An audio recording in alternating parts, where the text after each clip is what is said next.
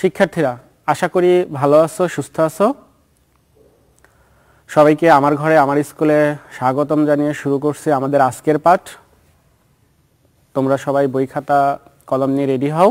আমাদের আজকের পাঠ ষষ্ঠ শ্রেণীর গণিত বিষয়ের ষষ্ঠ অধ্যায়ের জ্যামিতির মৌলিক ধারণা। এই পাঠে আমরা শিখব সমান্তরাল সরলরেখা, সমান্তরাল সরলরেখার ব্যবহার, অনুরূপ কোণ, একান্তর কোণ এবং এদের ব্যবহার। চলো তাহলে শুরু করা যাক। সমান্তরাল সরলরেখা। যদি দুটি সরলরেখা পরস্পরকে ছেদ না করে এবং এদের প্রতিটি লম্ব দূরত্ব সমান হয়, তবে রেখা দুটিকে পরস্পরের সমান্তরাল সরলরেখা বলে। যদি দুটি সরলরেখা পরস্পরকে ছেদ না করে, দুটি সরলরেখা কখনোই পরস্পরকে ছেদ করবে না এবং এদের মধ্যবর্তী যে লম্ব দূরত্ব সবগুলোই কি হবে? সমান হবে, তাহলে ওই দুটি সরলরেখাকে আমরা বলবো সমান্তরাল সরলরেখা। চিত্রের মাধ্যমে বিষয়টি আরো ভালোভাবে ক্লিয়ার হওয়া যায়। মনে করি এবি এবং সিডি দুইটি সরলরেখা। তাহলে এবি এবং সিডি পরস্পরকে ছেদ করেনি এবং এদের মধ্যবর্তী লম্ব দূরত্ব ইএফ, জিএইচ,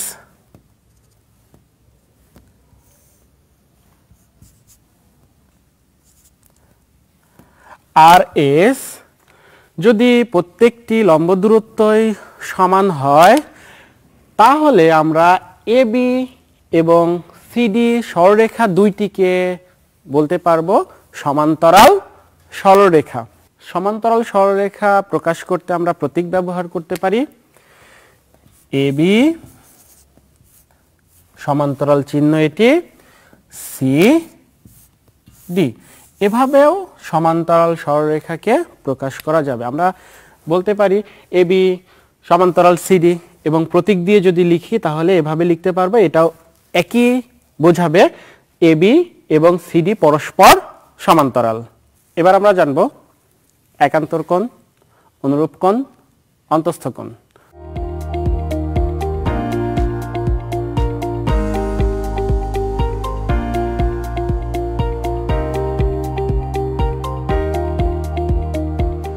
একান্তর কোণ কাকে বলে?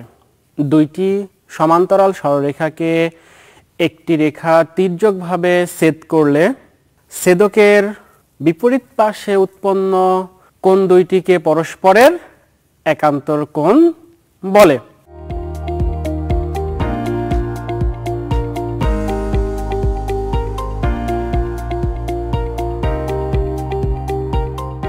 এবি এবং সিডি সরলরেখা দুইটিকে ই এবং এফ সরলরেখাটি যথাক্রমে পি ও কিউ বিন্দুতে ছেদ করেছে।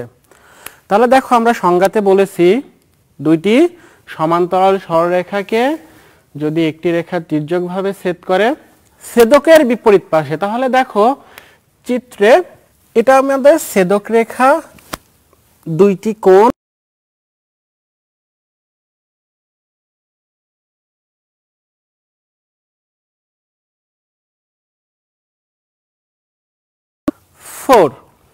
এবং কোণ P Q D, that means কোণ নাম্বার 6।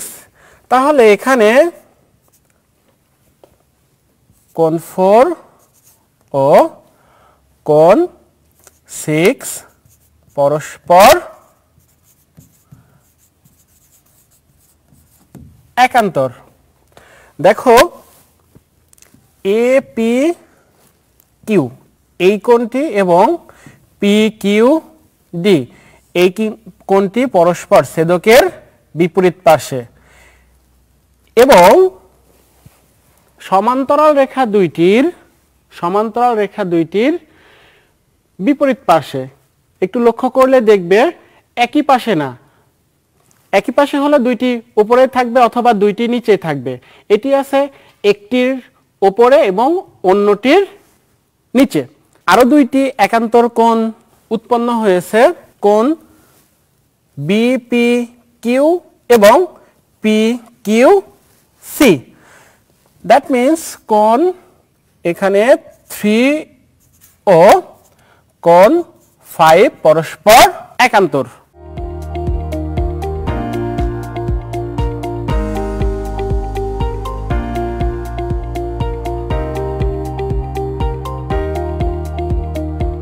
এবার আমরা জানব অনুরূপ কোণ কাকে বলে। দুইটি সমান্তরাল সরলরেখাকে একটি সরলরেখা তির্যকভাবে ছেদ করলে ছেদকের একই পাশে উৎপন্ন কোণ দুইটিকে পরস্পরের অনুরূপ কোণ বলে।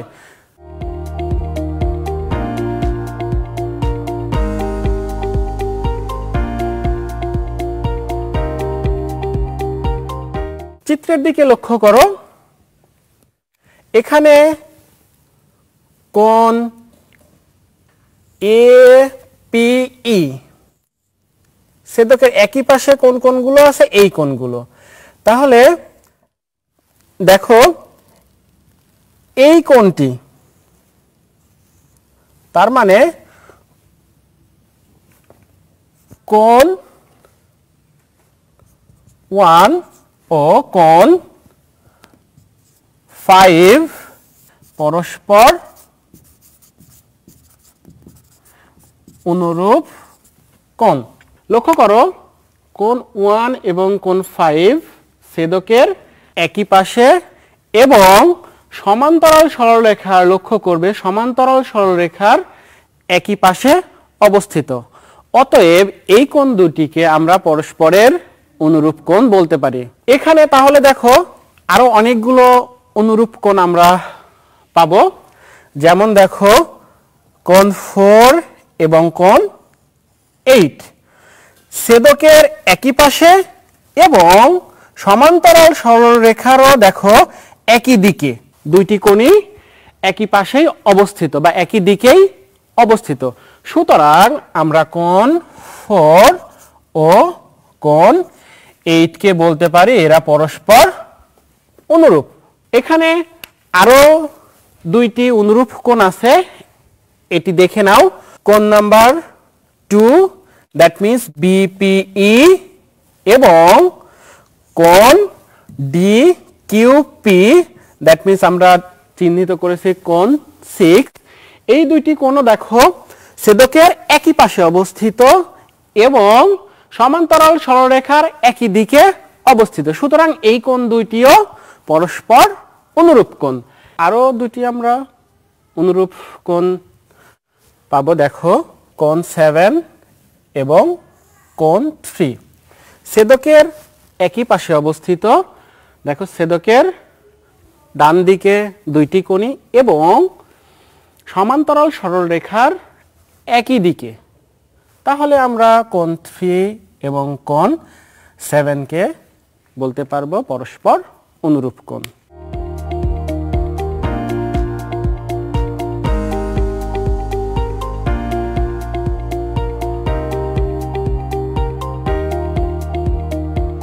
এবার আমরা শিখব অন্তস্থ কোণ। দেখো সমান্তরাল সরলরেখার বিপরীত দিক এবং ছেদকের একই দিকের কোণগুলোকে আমরা বলবো অন্তস্থ কোণ।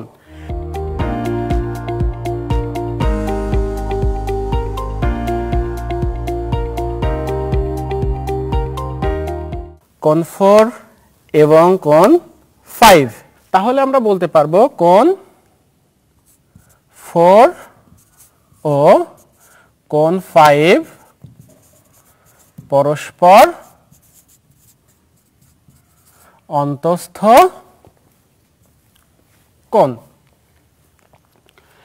শিক্ষার্থীরা এখানে দেখো কোণ 3 এবং 6 ছেদকের একই পাশে এবং সমান্তরাল সরলরেখার যে দুইটি আছে এবি এবং সিডি, এদের ভেতরের দিকে। কোণ দুইটির নাম কি? কোণ 3 এবং 6। তাহলে এই দুইটি কোণকেও আমরা বলতে পারবো পরস্পর অন্তস্থ কোণ।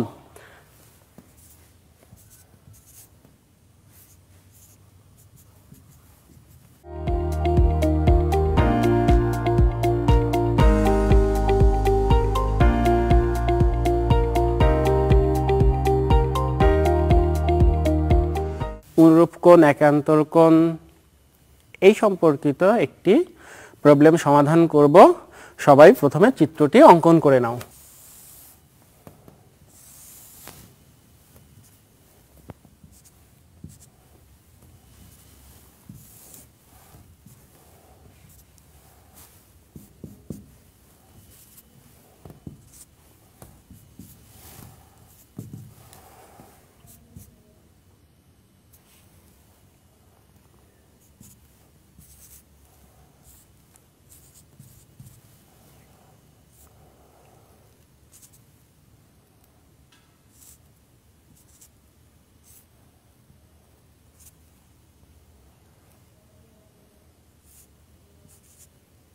এবি এবং সিডি সরলরেখা দুটিকে ইএফ সরলরেখাটি যথাক্রমে পি এবং কিউ বিন্দুতে ছেদ করেছে।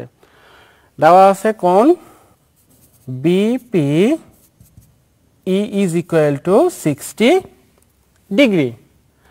এখান থেকে বের করতে হবে কোণ এ, কোণ বি, কোণ সি এবং কোণ ডি এর মান বের করতে হবে। কোণ এ ইকুয়াল টু কত? কোণ বি ইকুয়াল টু, কোণ সি ইকুয়াল টু, কোণ ডি ইকুয়াল টু। এখান থেকে আমরা দেখো মানগুলো কিভাবে বের করতে পারি, বিপ্রতীপ কোণ, একান্তর কোণ এবং অনুরূপ কোণের ধারণা থেকে। এখানে কোণ বিপিই ইজ ইকুয়াল টু 60 ডিগ্রি এবং এই কোণের বিপ্রতীপ কোণ এ পি কিউ। আমরা জানি বিপ্রতীপ কোণ পরস্পর সমান, সুতরাং আমাদের কোণ এ এর মান হবে 60 ডিগ্রি। কোণ এ পি কিউ এবং কোণ C Q F, that means D কোণটি এ কোণের অনুরূপ কোণ। আবার লক্ষ্য করো, এ পি কিউ এবং সি কিউ এফ পরস্পর কি কোণ? অনুরূপ কোণ। সুতরাং ডি কোণের ভ্যালুটি হবে 60 ডিগ্রি, কারণ আমরা জানি অনুরূপ কোণ পরস্পর সমান। এবারে লক্ষ্য করো, সি কিউ এফ এবং ডি কিউ পি এই দুইটি পরস্পর কি কোণ? বিপ্রতীপ কোণ। আমরা জানি কি বিপ্রতীপ কোণ পরস্পর সমান, তাহলে কোণ সি এর ভ্যালু হবে কত? 60 ডিগ্রি। এবার আমরা বি কোণের মানটি নির্ণয় করব। লক্ষ্য করো,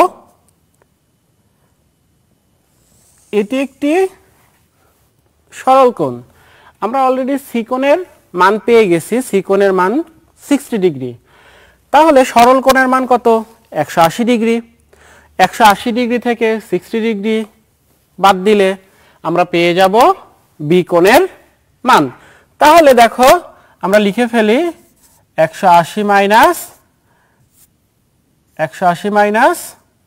60 ইজ ইকুয়াল টু 120 ডিগ্রি।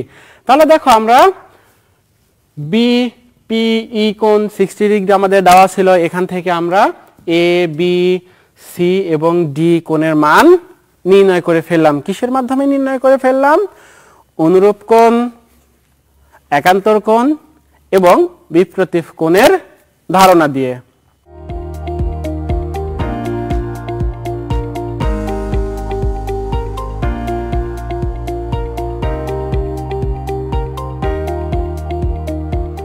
তোমাদের বইয়ের আরেকটি প্রবলেম আমরা সমাধান করব, বোর্ডের দিকে লক্ষ্য করো।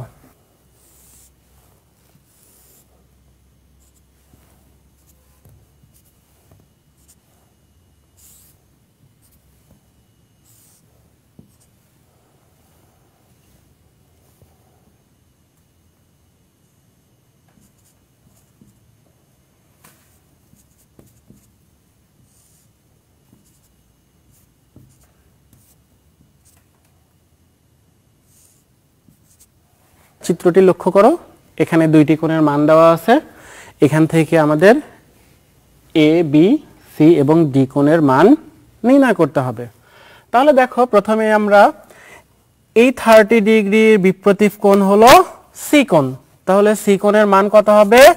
কোণ সি এর মান হবে 30 ডিগ্রি, কারণ আমরা জানি বিপরীত কোণ পরস্পর সমান। এবং এই 30 ডিগ্রি কোণের বিপরীত কোণ হলো বি কোণ। তাহলে কোণ বি এর মান হবে কত? 30 ডিগ্রি। এখন আমরা এ কোণের মান নির্ণয় করব। লক্ষ্য করো, এটি একটি সরল কোণ। সরল কোণের মান কত ডিগ্রি হয়? 180 ডিগ্রি। 180 ডিগ্রি। দেখো, এখানে আমাদের দুইটি কোণের মান আমরা অলরেডি পেয়ে গেছি। এটি 30 ডিগ্রি এবং এটিও 30 ডিগ্রি। 180 থেকে তাহলে বাদ দিতে হবে 30 30 60। তাহলে আমাদের এ কোণের মানটি কত হবে? এ কোণের মান হবে 120 ডিগ্রি। এই কোণটি সরলরৈখিক কোণ। সরলরৈখিক কোণের মান হয় 180 ডিগ্রি। এখানে বি কোণ এবং এই 30 ডিগ্রি কোণ, দুইটি কোণের মানই কত? 30। তাহলে 180 ডিগ্রি থেকে আমরা বাদ দিব 60 ডিগ্রি। তাহলে আমাদের ভ্যালুটি হবে 120 ডিগ্রি। ওকে, আমরা এবার ডি কোণের মান নির্ণয় করব। লক্ষ্য করো, এই কোণটি একটি সরল কোণ। তাহলে আমরা জানি সরল কোণ 180 ডিগ্রি হয়। এখানে আমরা পেয়ে গেছি সি কোণের মান 30 ডিগ্রি, এ কোণ দেয়াই আছে 30 ডিগ্রি। তাহলে 180 থেকে আমরা মাইনাস করব 60 ডিগ্রি। সুতরাং 180 থেকে 60 যদি মাইনাস করো, তাহলে ডি কোণের মান কত হচ্ছে? 120 ডিগ্রি। এ বি সি এবং ডি কোণের মান পেয়ে গেছো। আজকের এই পাঠে আমরা শিখলাম সমান্তরাল সরলরেখা, অনুরূপ কোণ, একান্তর কোণ, অন্তঃস্থ কোণ এবং এদের ব্যবহার।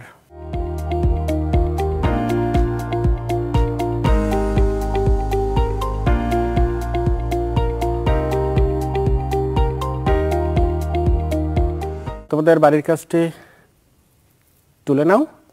এখানে কোণ এপিই ইকুয়াল টু দেওয়া আছে 120 ডিগ্রি। তোমাদের বের করতে হবে বিপিই, কোণ এপি কিউ, কোণ সি কিউ এফ এবং কোণ ডি কিউ এফ এর মান। এই বাড়ির কাজটি তোমাদের স্কুল খোলার পর শ্রেণী শিক্ষক বা বিষয় শিক্ষকের নিকট জমা দিবে, যেটা তোমাদের ধারাবাহিক মূল্যায়নের অংশ হিসেবে বিবেচিত হবে।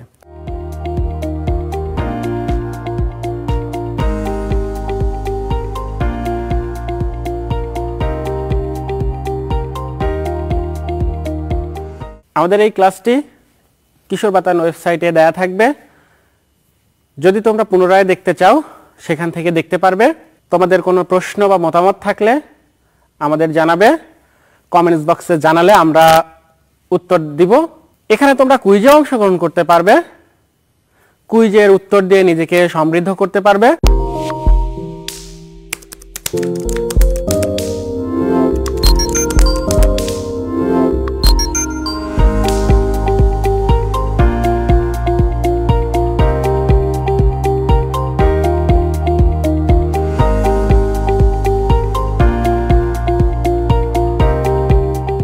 সবাই ভালো থেকো, সুস্থ থেকো।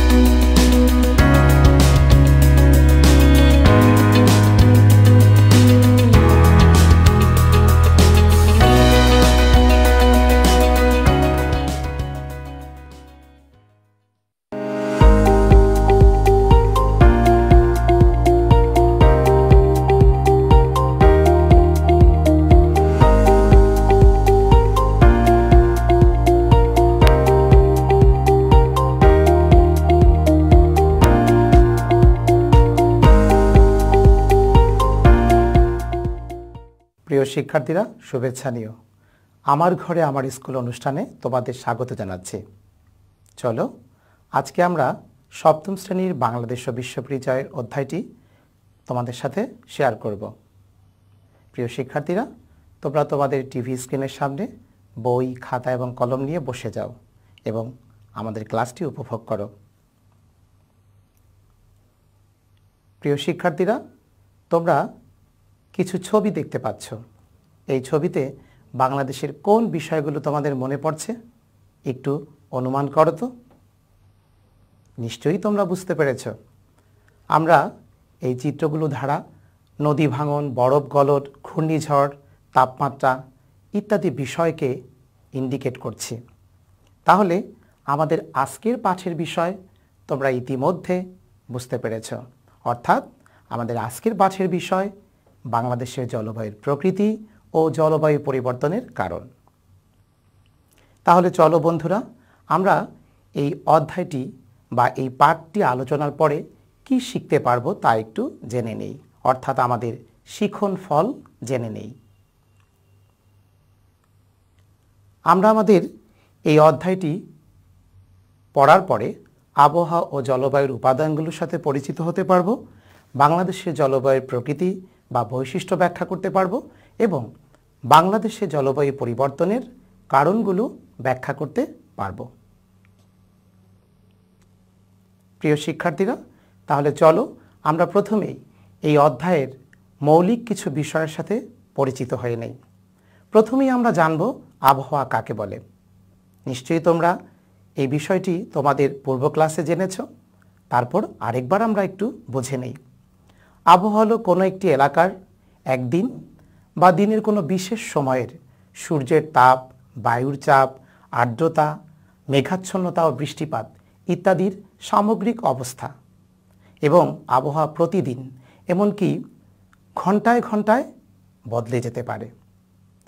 আর জলবায়ু কাকে বলে? কোনো একটি এলাকা বা অঞ্চলের সাধারণত 30 থেকে 40 বছরের গড় আবহাওয়ার অবস্থাকে আমরা জলবায়ু বলে থাকি। প্রিয় শিক্ষার্থীরা, নিশ্চয়ই তোমরা বুঝতে পেরেছ আবহাওয়া ও জলবায়ু কি। আমরা এবার আবহাওয়া ও জলবায়ুর উপাদানগুলোর সাথে পরিচিত হব। আগে আমরা একটি ছবি দেখে নিই। প্রিয় শিক্ষার্থীরা, এই ছবিগুলোর মাধ্যমে তোমরা কি বুঝতে পারছো? আমরা ছবিতে দেখতে পাচ্ছি, প্রথম ছবিটিতে সূর্যের তাপ, দ্বিতীয় ছবিটিতে বায়ুর চাপ, তৃতীয় ছবিটিতে বাতাসের আর্দ্রতা এবং চতুর্থ ছবিটিতে বৃষ্টিপাতের পরিমাণ, পঞ্চম ছবিটিতে সমুদ্র স্রোত এবং ষষ্ঠ ছবিটিতে বনভূমির পরিমাণ। নিশ্চয়ই তোমরা অনুধাবন করতে পেরেছ আমাদের এই ছবিগুলো দ্বারা আমরা যে উপাদানগুলোকে ইন্ডিকেট করছি তা আসলে আমাদের জলবায়ুর উপাদান। এছাড়াও আরও কিছু উপাদান রয়েছে যার মাধ্যমে আমরা আমাদের জলবায়ু ও আবহাওয়াকে নির্ধারণ করি। যেমন কোনো অক্ষরেখা বা দ্রাঘিমা রেখায় ওই দেশ বা অঞ্চলটি অবস্থিত, সমুদ্রপৃষ্ঠ থেকে ওই দেশ বা অঞ্চলের উচ্চতা কতটুকু, ওই অঞ্চলের বায়ুপ্রবাহ, সমুদ্র স্রোত, ভূমির ঢাল, মৃত্তিকা বা মাটির গঠন এবং বনভূমির পরিমাণ ও অবস্থান। এই উপাদানগুলো আমাদেরকে সাহায্য করে আমাদের জলবায়ু বুঝতে এবং তার বৈশিষ্ট্য অনুধাবন করতে। প্রিয় শিক্ষার্থীরা, আমরা এবার চলে যাচ্ছি বাংলাদেশের প্রেক্ষাপটে, অর্থাৎ আমরা আমাদের বাংলাদেশের জলবায়ুর প্রকৃতি বা বৈশিষ্ট্য সম্পর্কে পরিচিত হব। তোমরা নিশ্চয়ই জানো বাংলাদেশ একটি ষড়ঋতু বৈচিত্র্যপূর্ণ দেশ। আমরা 64 জেলায় 8টি বিভাগে বিভক্ত হয়ে বসবাস করি। যে যেখানেই বসবাস করি না কেন, আমরা প্রতিনিয়ত আমাদের জলবায়ু ও আবহাওয়ার সাথে পরিচিত হই। ঋতু বৈচিত্র্যতা আমাদেরকে সেই সুযোগ এনে দেয়। কখনো গ্রীষ্ম, কখনো বর্ষা, শরৎ, হেমন্ত। আমরা কিন্তু এক এক ঋতুর এক এক বৈশিষ্ট্য বুঝতে পারি, তা কিন্তু এই জলবায়ু ও আবহাওয়ার মাধ্যমেই। তাহলে বাংলাদেশের জলবায়ুর প্রকৃতি প্রথমেই কোনটি? বাংলাদেশ ক্রান্তীয় অঞ্চলে অবস্থিত হওয়ায় এখানকার জলবায়ু ক্রান্তীয় মৌসুমী জলবায়ু নামে পরিচিত। প্রিয় শিক্ষার্থীরা, তোমাদের এখন প্রশ্ন জেগেছে, ক্রান্তীয় অঞ্চল কি? আমরা পৃথিবীর উপরে এবং পৃথিবীর ভূগোলিক চারপাশে আমরা কিছু কাল্পনিক রেখা কল্পনা করে থাকি। সেই রেখাগুলোর বড় রেখাটিকে বলি আমরা নিরক্ষরেখা, যা আমাদের পুরো পৃথিবীর গ্লোবটিকে দুই গোলার্ধে বিভক্ত করে। উত্তর গোলার্ধকে বলি আমরা উত্তর গোলার্ধ, দক্ষিণ ভাগকে বলি আমরা দক্ষিণ গোলার্ধ। এই নিরক্ষরেখা থেকে 23.5 ডিগ্রি উত্তরে যে রেখাটি কল্পনা করা হয়েছে তাকে আমরা বলি কর্কট ক্রান্তি রেখা, এবং 23.5 ডিগ্রি দক্ষিণে আরও একটি রেখা কল্পনা করা হয়েছে, তাকে আমরা বলি মকর ক্রান্তি রেখা। এই কর্কট ক্রান্তি রেখা ও মকর ক্রান্তি রেখার মাঝামাঝি যে দেশ বা অঞ্চলগুলো অবস্থিত তাকেই মূলত আমরা বলে থাকি ক্রান্তীয় অঞ্চল। আমাদের বাংলাদেশ সহ এশিয়ার বেশিরভাগ দেশ ক্রান্তীয় অঞ্চলে অবস্থিত। এই ক্রান্তীয় অঞ্চলে অবস্থিত দেশ বা অঞ্চলের জলবায়ুগুলোকেই আমরা মূলত ক্রান্তীয় মৌসুমী জলবায়ু বলে থাকি, এবং এখানে মৌসুমী বায়ুর প্রভাবে ক্রান্তীয় মৌসুমী জলবায়ু অনুভূত হয়। দ্বিতীয় বৈশিষ্ট্যে চলে যাও বাংলাদেশের জলবায়ুর। এখানে এই মৌসুমী বায়ুর প্রভাবে শীত ও গ্রীষ্ম কোনোটাই খুব তীব্র অনুভূত হয় না, তাই না বন্ধুরা? আমরা কিন্তু খুব বেশি শীত অনুভব করি না আমাদের শীতকালে, আবার গরমেও ততটা নয়। চরম ভাবাপন্ন দেশের মতো কিন্তু আমাদের জলবায়ুর বৈশিষ্ট্য নয়, সেটাই আমরা এখানে বোঝাতে চেয়েছি। 3 নম্বর পয়েন্টে চলে যাও। এখানে গ্রীষ্মকাল উষ্ণ ও বৃষ্টিবহুল এবং শীতকাল শুষ্ক, অর্থাৎ আমরা আমাদের গ্রীষ্মকালে বৃষ্টি দেখতে পাই এবং একটা উষ্ণ আবহাওয়া বা অধিক তাপমাত্রা অনুভব করি, কিন্তু শীতকালটা আমাদের একেবারেই শুষ্ক। শীতকালে বাংলাদেশের তাপমাত্রা কত থাকে? 11 ডিগ্রি থেকে 29 ডিগ্রি সেলসিয়াস পর্যন্ত। আর পক্ষান্তরে গ্রীষ্মকালে বাংলাদেশের সর্বোচ্চ গড় তাপমাত্রা 34 ডিগ্রি সেলসিয়াস এবং সর্বনিম্ন গড় তাপমাত্রা 21 ডিগ্রি সেলসিয়াস। গ্রীষ্ম মৌসুমের শুরুতে আমরা কোথাও কোথাও একটি কালবৈশাখী ঝড় লক্ষ্য করি, এটাও কিন্তু আমাদের জলবায়ুর একটি বিশেষ বৈশিষ্ট্য।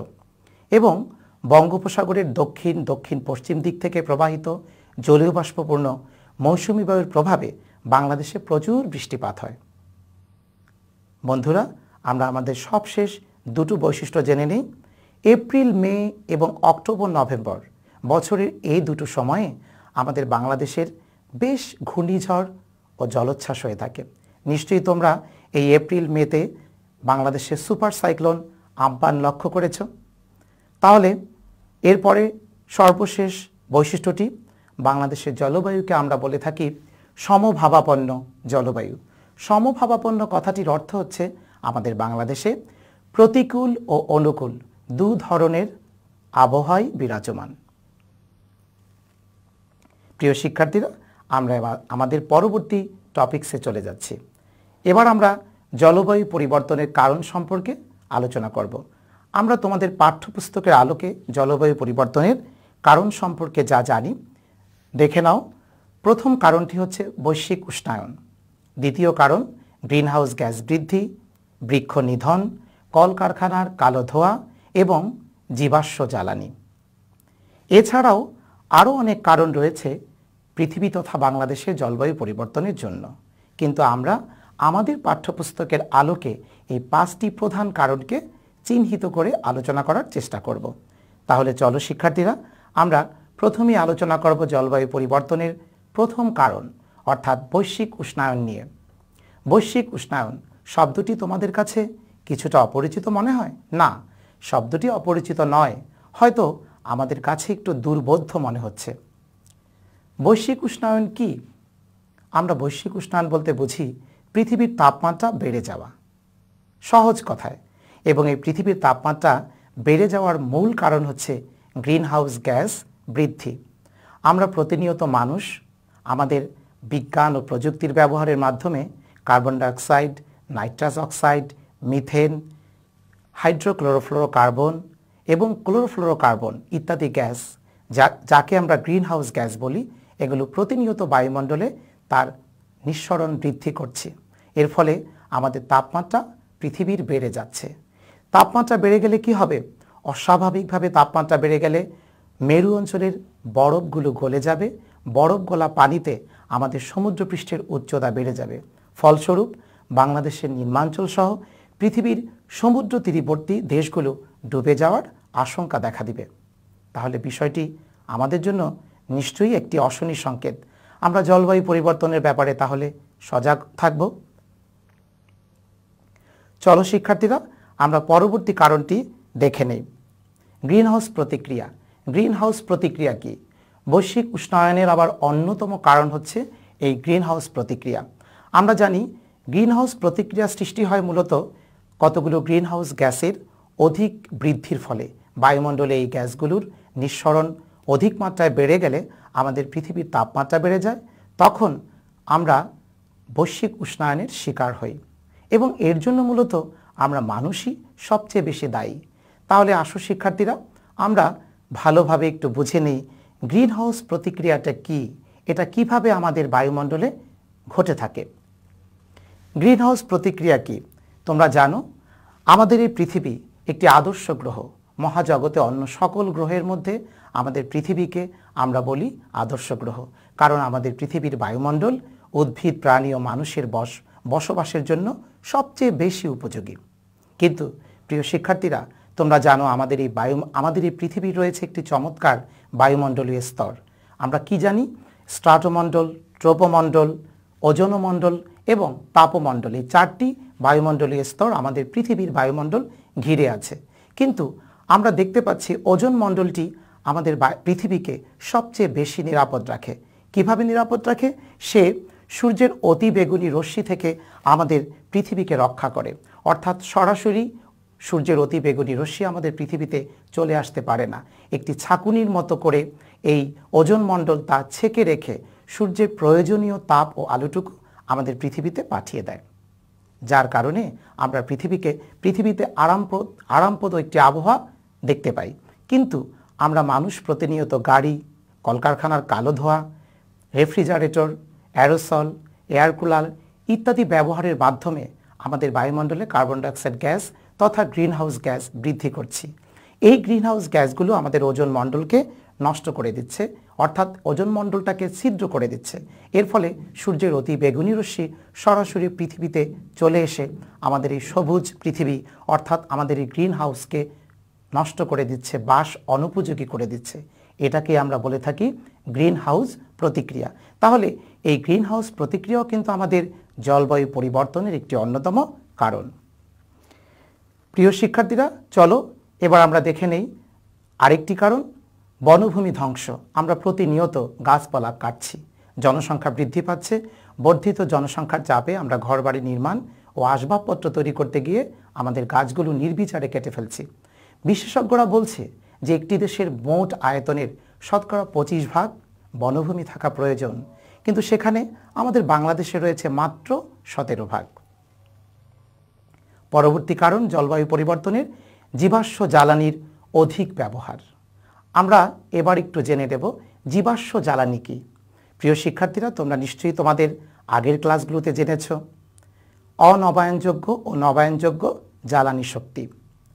অনবায়নযোগ্য জ্বালানি শক্তি কোনগুলো? প্রাকৃতিক গ্যাস, তেল এবং কয়লা। এই যে অনবায়নযোগ্য প্রাকৃতিক সম্পদ বা শক্তি, এটাকেই কি আমরা বলি জীবাশ্ম জ্বালানি। ইংরেজিতে যাকে বলি আমরা ফসিল ফুয়েল।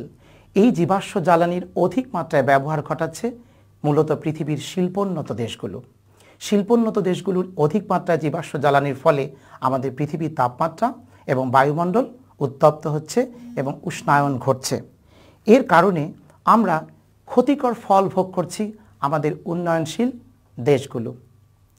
তাহলে বন্ধুরা, আমরা এবার এক নজরে দেখে নেব আমাদের জলবায়ু পরিবর্তনের কারণগুলো। দেখো, প্রথমেই জলবায়ু পরিবর্তনের প্রধান কারণ ছিল বৈশ্বিক উষ্ণায়ন। দ্বিতীয় কারণ গ্রিনহাউস প্রতিক্রিয়া। 3 নম্বরে গ্রিনহাউস গ্যাসের অধিক মাত্রায় বৃদ্ধি। 4 বিদ্যুৎ উৎপাদন, যানবাহনের তেল, গ্যাসের ধোঁয়া, ইটের ভাটা প্রভৃতি থেকে কার্বন ডাইঅক্সাইড গ্যাসের উৎপাদন বৃদ্ধি। 5 শিল্পোন্নত দেশগুলোর অধিক পরিমাণে জীবাশ্ম জ্বালানি ব্যবহার। এবং 6 ক্রমাগত বনভূমি ধ্বংস হওয়া। প্রিয় শিক্ষার্থীরা, তাহলে আমরা আজকের ক্লাসটি থেকে কি বুঝতে পারলাম? চলো আমরা একটু আমাদের ফিডব্যাক জেনে নেই। আমরা প্রথমত বুঝতে পেরেছি জলবায়ু কাকে বলে, আবহাওয়া কাকে বলে, এবং আমরা জলবায়ুর উপাদানগুলোর সাথে পরিচিত হয়েছি। নিশ্চয়ই তোমরা পরিচিত হয়েছ।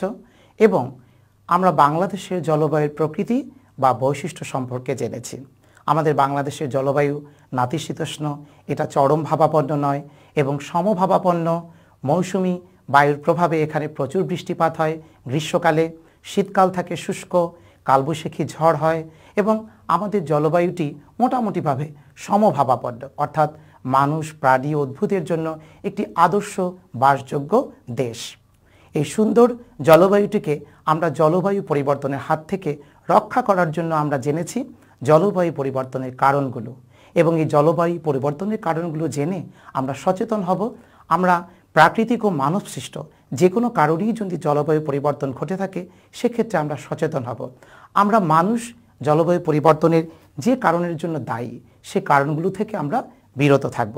প্রিয় শিক্ষার্থীরা, তাহলে চলো আমরা এবার আমাদের বাড়ির কাজে চলে যাই। তোমরা বাড়িতে বসে তোমাদের সময়টাকে কাজে লাগানোর জন্য কিছু বাড়ির কাজ করবে আশা করি। তোমরা তোমাদের পাঠ্যপুস্তক ভালোভাবে পড়ে তোমাদের এই বাড়ির কাজগুলো তৈরি করবে।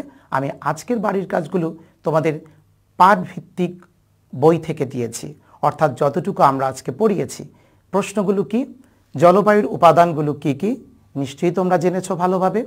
বাংলাদেশের জলবায়ুকে ক্রান্তীয় মৌসুমী জলবায়ু বলা হয় কেন? বাংলাদেশের জলবায়ুর বৈশিষ্ট্যগুলো কি কি? নিশ্চয়ই তোমরা জেনেছ। এবং গ্রিনহাউস গ্যাস বলতে কোন কোন গ্যাসকে বোঝায়? সবশেষ 5 নম্বর প্রশ্নটি হচ্ছে বাংলাদেশে জলবায়ু পরিবর্তনের কারণ চিহ্নিত করো। আশা করি প্রিয় শিক্ষার্থীরা তোমরা এই বিষয়গুলো সহজেই বাড়িতে বসে বুঝে লিখতে পারবে এবং স্কুল খোলার পর তোমরা তোমাদের এই বাড়ির কাজগুলো তোমাদের বিষয় শিক্ষকের কাছে দেখিয়ে তোমাদের মূল্যায়ন জেনে নিতে পারবে। প্রিয় শিক্ষার্থীরা, আশা করি তোমরা ক্লাসটি উপভোগ করেছ। চলো আমরা এই ক্লাসটি যারা আবার দেখতে চাই, অর্থাৎ তোমরা যারা এই ক্লাসটি পুনরায় দেখতে চাও, তারা অবশ্যই আমাদের এই আমার ঘরে আমার স্কুল এর ফেসবুক পেজ ও ইউটিউব চ্যানেল ভিজিট করবে। এবং আমাদের কাছে তোমাদের এই পাঠ সম্পর্কিত কোনো প্রশ্ন জানার থাকলে তোমরা ইমেইলেও জানতে পারো। তাহলে আশা করি তোমরা স্বাস্থ্যবিধি মেনে ঘরে থাকবে, সুন্দর মতো সরকারি নির্দেশনা মেনে চলবে এবং সুস্থ থাকবে। প্রিয় শিক্ষার্থীরা, আবার পরবর্তী ক্লাসে তোমাদের সাথে দেখা হবে। ভালো থাকো, সুস্থ থাকো। ধন্যবাদ।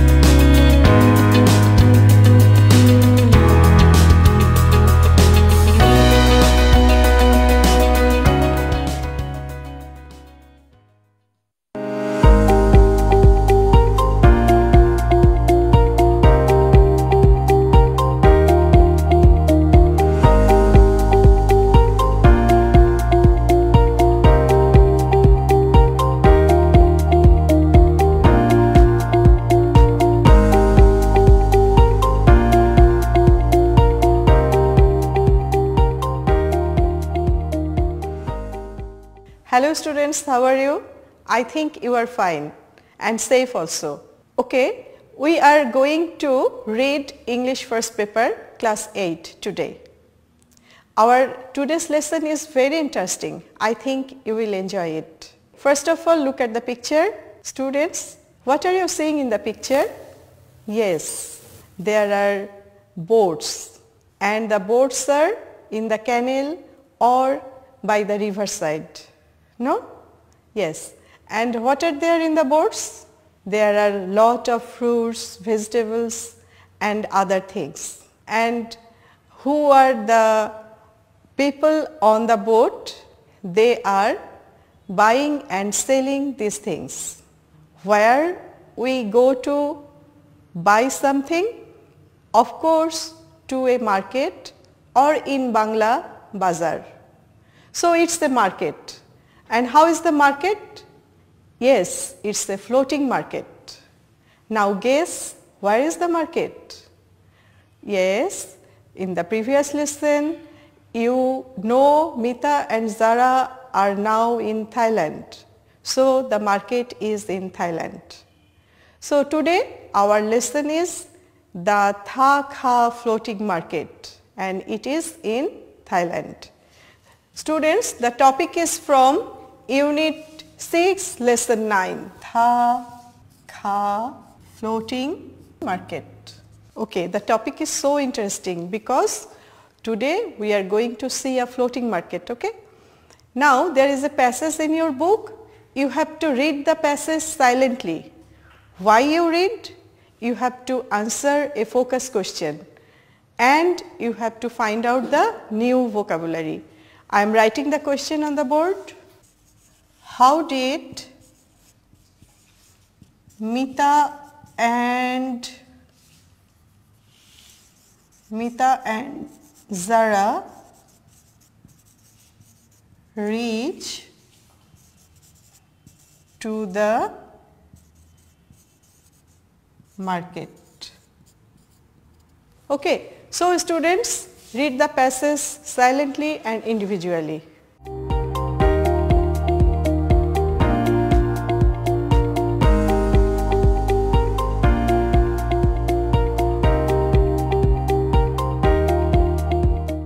Okay students, what is the answer of this question? Yes, the answer is Mita and Zara reached the market by boat.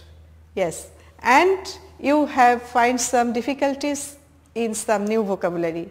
I am going to write the vocabs, okay?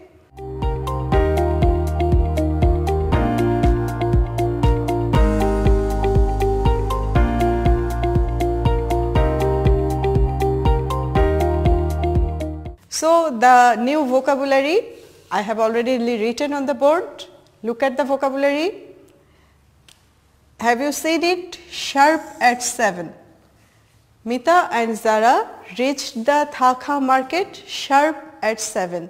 Sharp at 7, what do you mean by sharp at 7? That means on time, just on 7, okay? Neither earlier nor later, okay? Sharp at 7. On time. When we plan to go somewhere, we use this type of phrase, sharp at 7. We will reach sharp at 7 or sharp at 8 in this way. Now, the second word, hire. Mita and Zara hired a boat. Hire means hire, rent. I can explain in Bangla. Hire means bhara kora. Okay?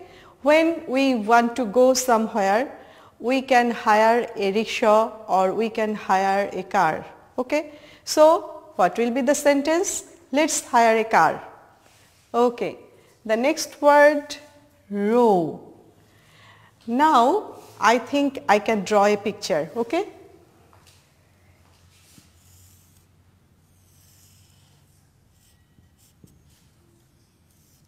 Students, what is it? Yes, it's a boat. And what is it with the boat? Its English name is, the word is I think new for you. So I should say in Bangla, dar. How a boatman move his boat with a oar, that means dar. And row, dar bawa. Okay? Row, the Bangla meaning is dar bawa. Okay. Then laden. Laden. The word is adjective. This word is adjective.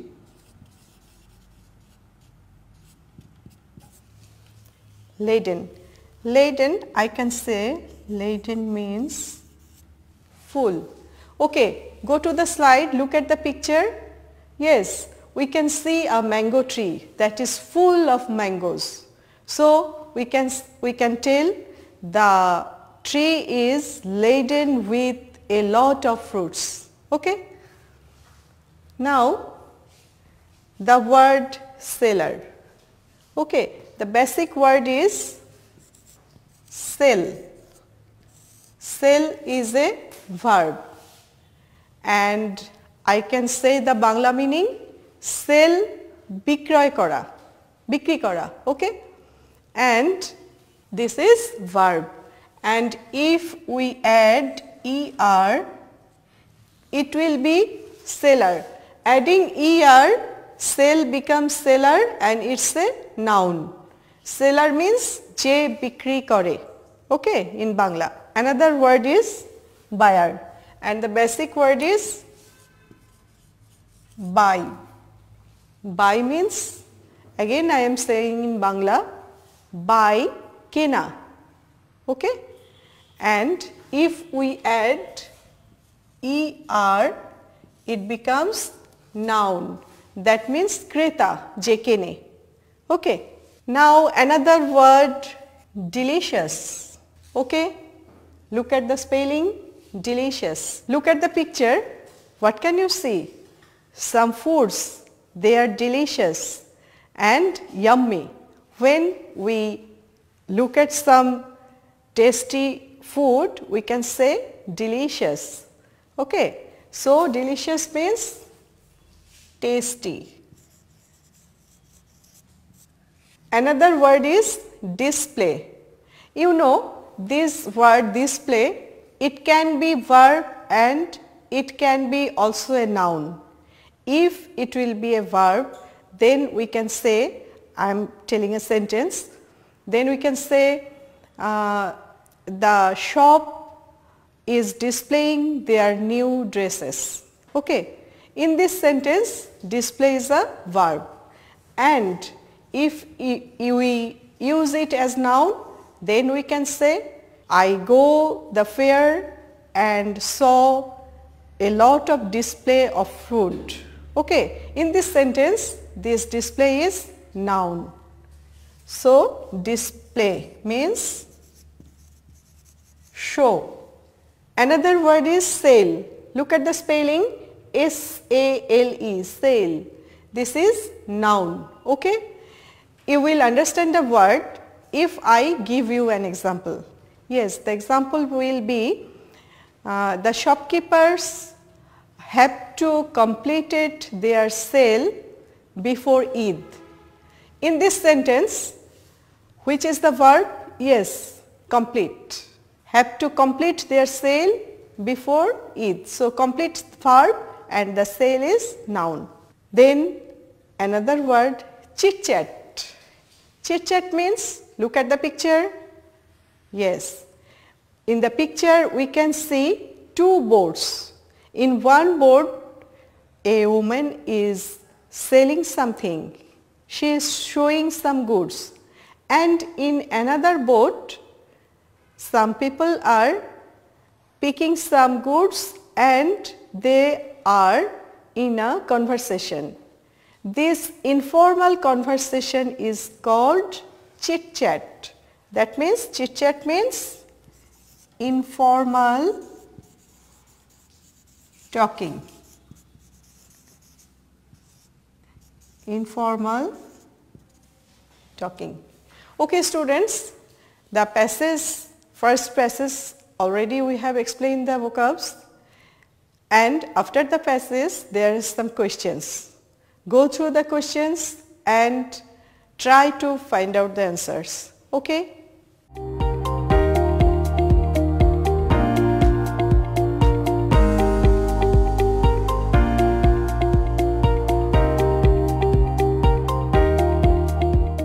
Okay students, you have already known the new vocabs. Now look at the questions below the passage. You have to answer the questions individually and write it in your exercise book. Okay?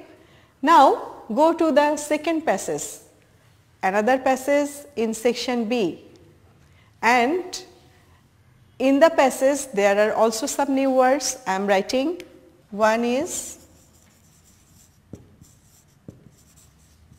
traditional. What is tradition? I can give you an example. Our first day in Bangla year, Pahela Boishakh, it's a tradition.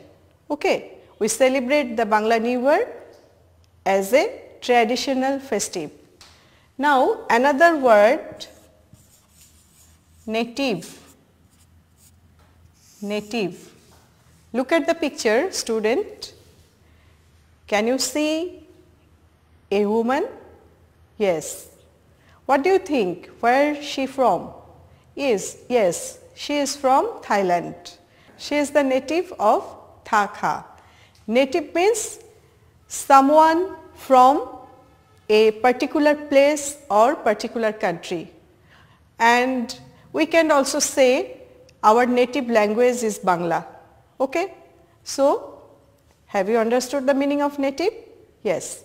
Now, go to the true false statements and the other questions below the passage.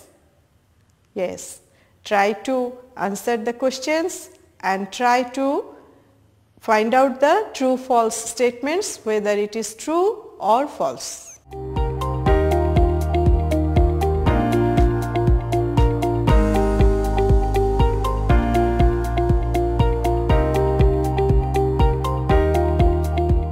Okay students, now we are going to our third passage in section F.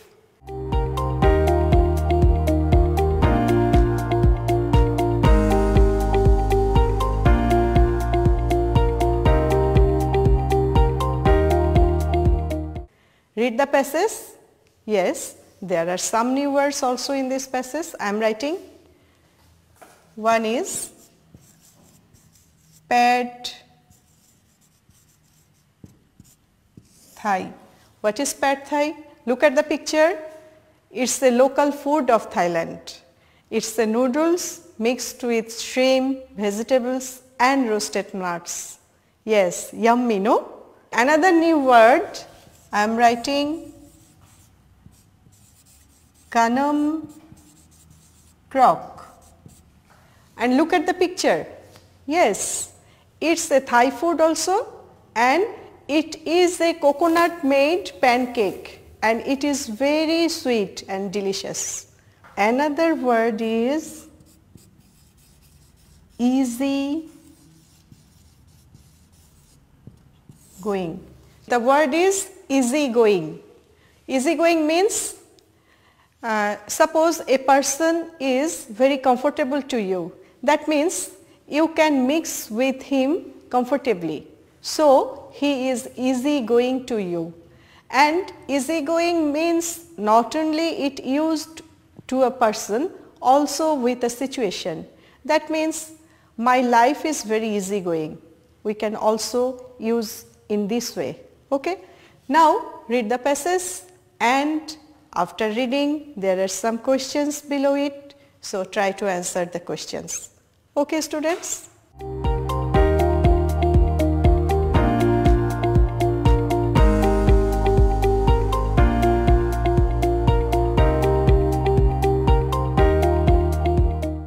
Students, we have already known about the Tha Kha floating market in Thailand. Do you know any other market like this in our country? Yes, there is a market. It is the floating guava market in Borishal. That means it is in Pirozpur. And look at the picture. There are so many boats, and the boats are laden with huge guavas. No? How beautiful the scenery is. This guava market is in Vimruli village in Swarupkathi, and this is near Borishal. This is a fine market and very charming scenery. Okay students, have you enjoyed today's class, the floating market? I think you have enjoyed. Now it is time to give you a homework.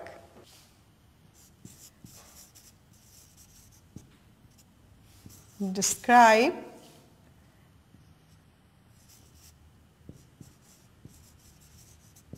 a market or bazaar in your locality.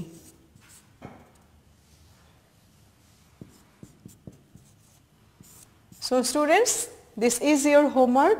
You have to describe a market or bazaar in your locality.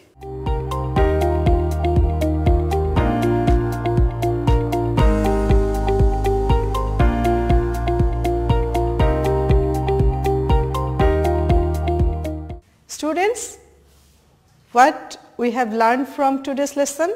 Yes, we have learned lot of vocabularies and we can answer the questions, we can solve the true-false statements, and we have known about the only floating market in our country, that is the guava market in Borishal. And what about Thakha market? It's a very interesting place, no? So students, read the passage and solve the problems. Thank you, and you will visit Connect, that means Kishore Batayon, to see all the steps in this class, and it's all for today.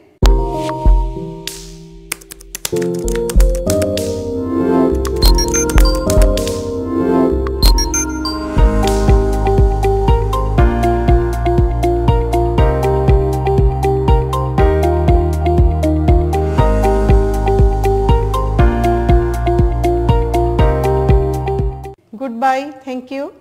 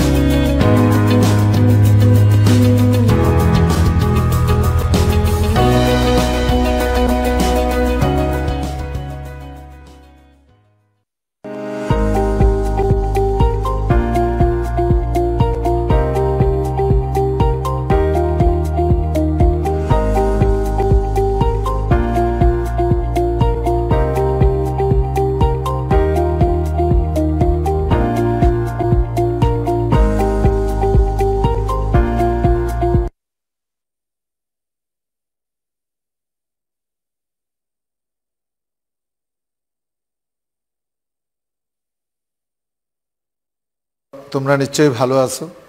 Corona virus সংক্রমণ রোধে তোমাদের বিদ্যালয় এখন বন্ধ। এই বন্ধকালীন সময়ে সংসদ বাংলাদেশ টেলিভিশনের মাধ্যমে আমার ঘরে আমার স্কুল কার্যক্রমে তোমাদেরকে স্বাগত। তোমরা বই খাতা নিয়ে নিশ্চয়ই বসে আছো। আজকে আমরা নবম শ্রেণীর জন্য ষষ্ঠ অধ্যায়ের কিছু অংশ নিয়ে আলোচনা করব। আচ্ছা শিক্ষার্থী, তোমরা এই চিত্রটি লক্ষ্য করো। এখানে দেখো কি ঘটছে। তোমরা নিশ্চয়ই দেখতেছো যে মূল থেকে পানি উপরের দিকে উঠে যাচ্ছে। তাহলে এখানে উদ্ভিদের দেহে একটি পরিবহন ক্রিয়া ঘটছে। তাহলে তোমার কি চিন্তা আসতেই পারে যে তাহলে উদ্ভিদে যদি পরিবহন এইভাবে ঘটে তাহলে মানুষের দেহ কি হতে পারে? হ্যাঁ, মানুষের দেহ এরকম পরিবহন হতে পারে। সেই পরিবহনের অঙ্গটি কি? সেই পরিবহনের প্রধান অঙ্গটি হচ্ছে হৃৎপিণ্ড, এবং এই হৃৎপিণ্ডের মাধ্যমে সারা দেহে রক্ত তার নালিকা বাহিকার মাধ্যমে ছড়িয়ে যাবে। তাহলে আজকে আমাদের পড়াই থাকবে, আজকে আমাদের পাঠের বিষয় হচ্ছে হৃৎপিণ্ড এবং রক্তবাহী নালী। তাহলে আজকে আমাদের পাঠের বিষয়গুলো কি? জীববিজ্ঞান নবম শ্রেণী ষষ্ঠ অধ্যায় জীবে পরিবহন। আজকের পাঠ হচ্ছে হৃৎপিণ্ড এবং রক্তবাহী নালিকা। তাহলে চলো আমরা এই পাঠ শেষে শিক্ষার্থী তোমরা কি শিখতে পাবে? এই পাঠ শেষে দেখো হৃৎপিণ্ড কি তা তুমি বুঝাতে পারবে, হৃৎপিণ্ডের গঠন বর্ণনা করতে পারবে, হৃৎপিণ্ডের মাধ্যমে রক্ত সঞ্চালন প্রক্রিয়া ব্যাখ্যা করতে পারবে। তাহলে প্রথমেই আসো মানব দেহের হৃৎপিণ্ড। মানব দেহের হৃৎপিণ্ড দেখো যে প্রকোষ্ঠময় পেশিবহুল অঙ্গের মাধ্যমে রক্ত সারা দেহে সঞ্চালিত হয়, সেই অঙ্গকে আমরা বলছি হৃৎপিণ্ড। হৃৎপিণ্ড ত্রিকোণাকার একটি পাম্প যন্ত্র বিশেষ। মানুষের হৃৎপিণ্ড এই বক্ষগহ্বরে দুই ফুসফুসের মাঝখানে অবস্থিত এবং এটি পেরিকার্ডিয়াম নামক পর্দা দ্বারা আবৃত। হৃৎপিণ্ডের 3টি স্তর থাকে, তার পেশির স্তর হচ্ছে 3টি। একেবারে বাইরের স্তরকে বলা হয় পেরিকার্ডিয়াম, মাঝখানের পুরো স্তরটিকে বলা হবে মায়োকার্ডিয়াম এবং অভ্যন্তরের অংশটিকে বলা হবে এন্ডোকার্ডিয়াম। তাহলে তোমরা দেখো যে হৃৎপিণ্ডের এখানে কিছু ছবি আছে এবং তার স্পন্দন তোমরা দেখতে পাচ্ছ, এখানে কিভাবে রক্ত সঞ্চালিত হয় সেটি দৃশ্য তুমি দেখতেছো এখানে। তাহলে দেখো যে মানুষের হৃৎপিণ্ড কোথায় অবস্থিত। মানুষের হৃৎপিণ্ড দেখো দুই ফুসফুসের মাঝে অবস্থিত, হ্যাঁ, এবং তার আকৃতিটা কীরকম? তার আকৃতি ত্রিকোণাকার বা মোচাকৃতি। মোচা বলতে যে কলার যে ফুলকে বোঝানো হচ্ছে সেটি মোচা, তা হৃৎপিণ্ড ওইরকম মোচাকৃতি, পাম্প যন্ত্র বিশেষ। পুরো হৃৎপিণ্ডের উপরে দেখো একটি পর্দা আছে, এই পর্দার নাম পেরিকার্ডিয়াম।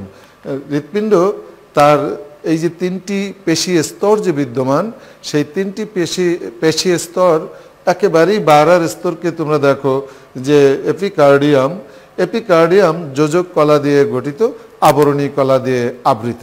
এই এপিকার্ডিয়ামে চর্বি বিচ্ছিন্নভাবে যুক্ত থাকে। তারপরে তুমি দেখো যে মায়োকার্ডিয়াম হচ্ছে এপিকার্ডিয়াম এন্ডোকার্ডিয়াম এর মাঝখানে দৃঢ় অনৈচ্ছিক পেশি স্তর। আসলে হৃৎপিণ্ডের পেশি যদি বলা হয় তাহলে মায়োকার্ডিয়ামকেই বলা হবে, কারণ এই স্তরটি সবচেয়ে বড় স্তর। এরপরে চলে যাও হৃৎপিণ্ডের 3য় স্তর, যার নাম হচ্ছে এন্ডোকার্ডিয়াম। এই এন্ডোকার্ডিয়ামে তোমরা দেখছো যে এন্ডোকার্ডিয়াম একেবারেই ভিতরের অভ্যন্তরের স্তর। এই এন্ডোকার্ডিয়ামে হৃৎপিণ্ডের প্রকোষ্ঠসমূহ, হৃৎপিণ্ডের কপাটিকাসমূহ এগুলো বিদ্যমান থাকে এন্ডোকার্ডিয়ামে। তাহলে আমরা হৃৎপিণ্ডের 3টি স্তর আমরা দেখে নিলাম। এবারে যাও হৃৎপিণ্ডের আসলে এই এন্ডোকার্ডিয়ামের মধ্যে হৃৎপিণ্ডের যে প্রকোষ্ঠগুলো থাকে সেগুলো আমরা একটু দেখে নিই। রাইট অ্যাট্রিয়াম, রাইট ভেন্ট্রিকল অর্থাৎ ডান অলিন্দ ডান নিলয়, আর লেফট অ্যাট্রিয়াম লেফট ভেন্ট্রিকল অর্থাৎ বাম অলিন্দ বাম নিলয়। তাহলে তোমরা বুঝে গেলা যে হৃৎপিণ্ডের প্রকোষ্ঠ হচ্ছে 4টি। আমরা যদি বলি ডান অলিন্দ ডান নিলয়, বাম অলিন্দ বাম নিলয়। এখন তোমরা দেখো যে মাঝখানে একটা পার্টিশন এখানে আছে, তার নাম হচ্ছে সেপ্টান বা ব্যবদায়ক প্রাচীর। এই ব্যবদায়ক প্রাচীরটি দেখো যে অলিন্দদ্বয়ের মাঝখানে কিন্তু এটি পাতলা থাকে, আর নিলয়দ্বয়ের মাঝখানে এটি থাকে অনেক পুরু। তাহলে আমরা শিক্ষার্থী তোমরা হৃৎপিণ্ডের 4টি প্রকোষ্ঠ এটি কিন্তু তোমরা এখান থেকে দেখে নিতে পারলে। এরপরে তোমরা দেখো যে হৃৎপিণ্ডে দেহের বিভিন্ন অংশ থেকে যে রক্তনালীগুলো এসে যুক্ত হবে, আবার হৃৎপিণ্ড থেকে যে সকল রক্তনালীগুলো বেরিয়ে যাবে, তোমরা এই চিত্র থেকে সেগুলো তোমরা দেখে নিতে পারো। তোমরা দেখো এখানে হৃৎপিণ্ডের সাথে যুক্ত রক্তবাহিকা কি কি নালিকা আছে। তোমাদের নিশ্চয়ই মনে আছে ওইখানে RA লেখা আছে, রাইট অ্যাট্রিয়াম অর্থাৎ অলিন্দ ডান অলিন্দ। এই ডান অলিন্দের সাথে দেখো সুপিরিয়র ভেনা কাভা এবং ইনফেরিয়র ভেনা কাভা নামে 2টি মহাশিরা যুক্ত। এর অর্থ হচ্ছে যে একটি সুপিরিয়র ভেনা কাভা অর্থাৎ ঊর্ধ্ব মহাশিরা এবং ইনফেরিয়র ভেনা কাভা হচ্ছে নিম্ন মহাশিরা। তাহলে দেহের বিভিন্ন অংশ থেকে 2টি মহাশিরা, যে একটা হচ্ছে নিম্ন মহাশিরা, একটা হচ্ছে ঊর্ধ্ব মহাশিরা এসে দেখো ডান অলিন্দের সাথে যুক্ত হচ্ছে। ঠিক তার অপোজিটে পালমোনারি ভেইনস, দেখো 2টি পালমোনারি শিরা আছে যা ফুসফুস থেকে আসবে। এই ফুসফুস থেকে শিরা 2টি এসে বাম অলিন্দের সাথে যুক্ত হচ্ছে। হ্যাঁ, তারপরে তোমরা দেখো যে উপরের দিকে আবার পালমোনারি আর্টারি আছে, অর্থাৎ এই পালমোনারি আর্টারি ডান নিলয় থেকে উৎপত্তি হয়ে তারা পালমোনারি আর্টারি হিসাবে কার্বন ডাই অক্সাইড যুক্ত রক্ত বহন করে নিয়ে ফুসফুসে পৌঁছে দিবে, সেই জন্য এটাকে আমরা বলছি পালমোনারি আর্টারি। একেবারে উপরের দিকে দেখো অ্যাওর্টা, অ্যাওর্টা কিন্তু বাম নিলয়ের সাথে যুক্ত, কারণ বাম নিলয় অক্সিজেন যুক্ত রক্ত বহন করে। এই অক্সিজেন যুক্ত রক্ত অ্যাওর্টা অর্থাৎ মহাধমনী দ্বারা হৃৎপিণ্ড থেকে বেরিয়ে যাচ্ছে, অর্থাৎ সারা দেহে রক্ত সঞ্চালন ক্রিয়া নিয়ন্ত্রণ করে থাকে অ্যাওর্টা। তোমরা এখন দেখবে যে হৃৎপিণ্ডের অভ্যন্তরে যে বাল্বগুলো আছে বা কপাটিকা আছে তার সম্পর্কে তোমরা একটু ধারণা নাও। এই চিত্র থেকে দেখো যে এখানে ডান অলিন্দ এবং ডান নিলয় এর মাঝখানে একটি পর্দা আছে, যদিও তাকে আমরা অলিন্দ নিলয় কপাটিকা বলি, কিন্তু তার একটি নাম আছে, দেখো ট্রাইকাসপিড বাল্ব, অর্থাৎ বাংলায় যদি তুমি বলো এটাকে বলতে হবে ত্রিপত্রী কপাটিকা। এরপরে দেখো যদি তুমি বাম দিকে দেখো তাহলে বাম দিকে হচ্ছে বাম অলিন্দ এবং বাম নিলয়, তার সংযুক্তির জন্য একটি বাল্ব বা কপাটিকা আছে, তাকে আমরা বলি বাইকাসপিড বাল্ব বা মাইট্রাল বাল্ব। আচ্ছা, এর বাংলা হচ্ছে দ্বিপত্রী কপাটিকা। এছাড়া তুমি দেখো যে ডান নিলয় এবং বাম নিলয়, ডান নিলয় বাম নিলয় যথাক্রমে ডান নিলয় পালমোনারি ধমনির সাথে অর্ধচন্দ্রাকার কপাটিকা, তার নাম হচ্ছে সেমিনুলার কপাটিকা। আবার বাম নিলয় অ্যাওর্টা, অ্যাওর্টার সাথে সেমিনুলার কপাটিকা বা অর্ধচন্দ্রাকার কপাটিকা দ্বারা যুক্ত থাকে। তাহলে দেখো যে একটি হৃৎপিণ্ডের মধ্যে যে গঠনগুলো আছে আমরা সেগুলো দেখলাম, হৃৎপিণ্ডের আকৃতিটা দেখলাম, হৃৎপিণ্ডের এখানে তার 4টি প্রকোষ্ঠ দেখলাম, হৃৎপিণ্ডের সাথে যে যুক্ত শিরা এবং ধমনীগুলো সেগুলোর নাম শিখলাম, এবং এখানে আমরা দেখতে পেলাম যে হৃৎপিণ্ডের রক্ত সঞ্চালনের জন্য তার ভিতরের যে অভিযোজন কতগুলো বাল্ব, এই বাল্বগুলো সম্পর্কে আমরা জেনে নিলাম। এখন তোমরা একটি সম্পূর্ণ হৃৎপিণ্ডের বিভিন্ন অংশের এই গঠনটি এখান থেকে দেখে নিতে পারো, এবং এটি যদি তুমি ভালো করে শিখতে পারো, তোমার শেখার প্রথম কাজ হচ্ছে এই হৃৎপিণ্ডের অংশগুলোকে শেখা, এবং এটা যদি তুমি শিখতে পারো তাহলে তুমি এই হৃৎপিণ্ড দেখে দেখে রক্তের সঞ্চালন ক্রিয়া, অর্থাৎ হৃৎপিণ্ডের ভিতর দিয়ে যে রক্ত সঞ্চালিত হবে তা কিন্তু তুমি খুব সুন্দরভাবে ব্যাখ্যা দিতে পারবে। তাহলে আমরা এখানে আবার একটু দেখে নেই। তোমরা দেখো প্রথম দিকে আছে সুপিরিয়র ভেনা কাভা, মানে হচ্ছে কি এটি হচ্ছে ঊর্ধ্ব মহাশিরা, এবং একেবারে নিচের দিকে আছে ইনফিরিয়র ভেনা কাভা, সেটি হচ্ছে নিম্ন মহাশিরা, এবং তারপরে আছে তোমার ট্রাইকাসপিড বাল্ব, তারপরে অলিন্দ, নিলয়, পালমোনারি ভেন্স। ডান পাশে আছে কি, মানে তোমার ডান পাশে অর্থাৎ হৃৎপিণ্ডের বাম পাশে দেখো বড় অ্যাওর্টা, তারপরে আছে পালমোনারি আর্টারি, তারপরে পালমোনারি ভেইন। এরপরে দেখো বাম অলিন্দ, বাম নিলয়, বাইকাসপিড কপাটিকা ইত্যাদি। এইগুলি তুমি সুন্দর করে এই চিত্র থেকে আগে দেখবা।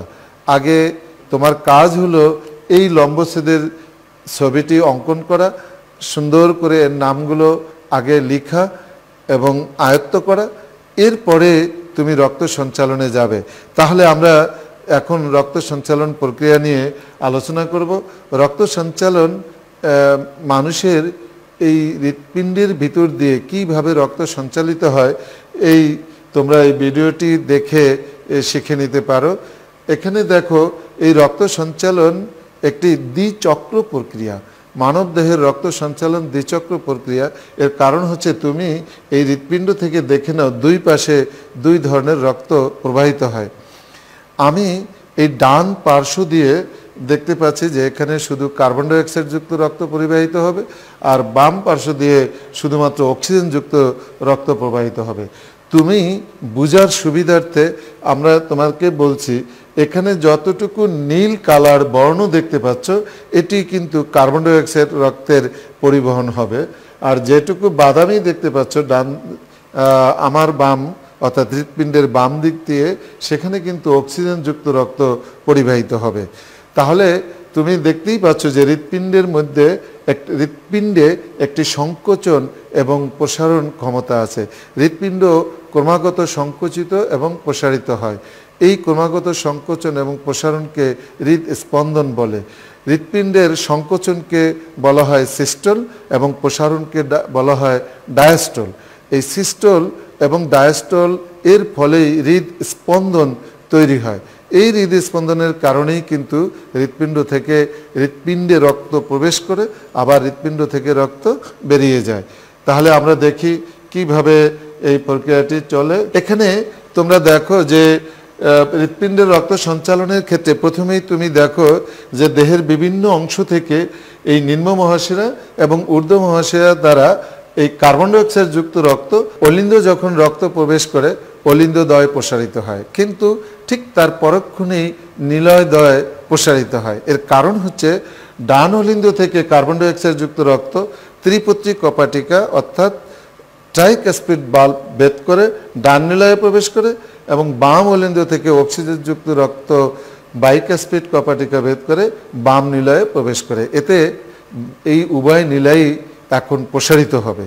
ঠিক পরক্ষণে এই নিলয়দ্বয় আবার সংকোচন হবে। যখন নিলয়দ্বয় সংকোচন হবে তখন তোমরা দেখো যে নিলয় থেকে সেই ডান নিলয় থেকে কার্বন ডাই অক্সাইড যুক্ত রক্ত সেই সেমিনুলার কপাটিকা ভেদ করে ফুসফুসীয় ধমনীতে, আর বাম নিলয় থেকে অক্সিজেন যুক্ত রক্ত সেমিনুলার কপাটিকা ভেদ করে মহাধমনীতে প্রবেশ করে। এখন এই ফুসফুসীয় ধমনীতে যখন প্রবেশ করবে কার্বন ডাই অক্সাইড যুক্ত রক্ত, এই কার্বন ডাই অক্সাইড যুক্ত রক্ত বাহিত হয়ে ফুসফুসে পৌঁছে যাবে। তা ফুসফুসে যখন পৌঁছবে তা ফুসফুসে ব্যাপন প্রক্রিয়ায় এই কার্বন ডাই অক্সাইড ফুসফুসের মধ্যে ছেড়ে দেবে, আবার ফুসফুসের থেকে অক্সিজেন গ্রহণ করে তারা আবার ফুসফুসীয় শিরাপথে বাম অলিন্দে ফিরে আসে। আমরা আবার দেখতেছি যে বাম নিলয় থেকে যে অক্সিজেন যুক্ত রক্ত চলে যাচ্ছে মহাধমনী দ্বারা, তারা কিন্তু দেহের বিভিন্ন অংশে ছড়িয়ে যায় এবং প্রত্যেকটি কোষে প্রবেশ করে, এবং কোষে যে তাদের কার্যক্রম সেই শ্বসন ক্রিয়ায় উৎপাদিত শক্তি ভাঙবে এবং সেখানে কার্বন ডাই অক্সাইড হবে। এই কার্বন ডাই অক্সাইড আবার এই নিম্ন এবং ঊর্ধ্ব মহাশিরা দ্বারা আবার হৃৎপিণ্ডে ফিরে আসে। এইভাবে হৃৎপিণ্ডের মাধ্যমে রক্ত সঞ্চালন প্রক্রিয়া সম্পন্ন হবে। তো শিক্ষার্থী, তোমাদেরকে আবারও স্মরণ করাই, তোমরা এই হৃৎপিণ্ডের এই রক্ত সঞ্চালন করার আগে এই চিত্রটি খুব ভালো করে আয়ত্ত করে নিতে হবে। তাহলে তোমাকে এই কষ্ট করে মুখস্থ করার ঝামেলা থাকবে না। এইটুকুর জন্য একটু কষ্ট করবে, তাহলে তুমি এই প্রক্রিয়াটি নিজে দেখে দেখে কি হচ্ছে, কোন দিকে রক্ত যাচ্ছে, তুমি কিন্তু নিজেই এর ব্যাখ্যা দিতে পারবে। তাহলে আমরা দেখে নেই যে আসলে আমাদের দেহের মধ্যে কিভাবে এটি ছড়িয়ে যায়, আমরা সেটা একটু দেখি। আমরা এখানে দেখতে পাচ্ছ যে হৃৎপিণ্ড সংকোচন প্রসারণ হচ্ছে, আর শিরা ধমনীগুলো স্ফীত হচ্ছে, অর্থাৎ রক্ত প্রবাহ দেহের ভিতর দিয়ে চলছে।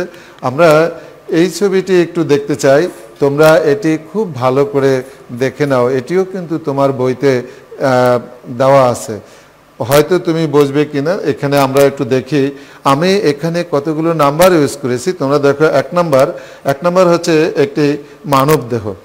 এই মানব দেহ থেকে, এই সারা দেহ থেকে কার্বন ডাই অক্সাইড যুক্ত রক্ত যে নালিকার মাধ্যমে হৃৎপিণ্ডে ফিরে যাচ্ছে, সেটিকে আমরা 2 নাম্বার দিয়েছি। সেখানে দেখো দুটো নালিকা আছে, একটি ঊর্ধ্ব মহাশিরা, একটিকে বলা হয় নিম্ন মহাশিরা। ঊর্ধ্ব মহাশিরা নিম্ন মহাশিরার দ্বারা রক্ত ডান অলিন্দে প্রবেশ করে, ডান অলিন্দ থেকে ডান নিলয়ে যায়। ডান নিলয়ে যখন প্রবেশ করে সেখানে আর দিয়ে আমরা দেখিয়েছি। ডান নিলয় থেকে দেখো ফুসফুসীয় ধমনী দ্বারা 3 নাম্বার নালী ফুসফুসীয় ধমনী দ্বারা তারা ফুসফুসে পৌঁছে যাচ্ছে।